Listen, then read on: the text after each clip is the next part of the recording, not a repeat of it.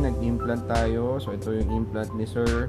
At ito ang kanyang peak abutment. So, ang kagandahan, kung may peak abutment, magkakaroon ng flexibility yung crowns ni Sir. So, pag kasi walang peak, matigas. So, kapag may peak, may flexibility yung crown. So, kapag may flexibility, mas magtatagal yung implant. So, ayan yung implant natin kay Sir. Maganda na. Close lips, Sir.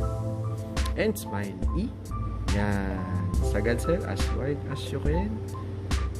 Ayos na. Ganda na. May ipin na si Sir.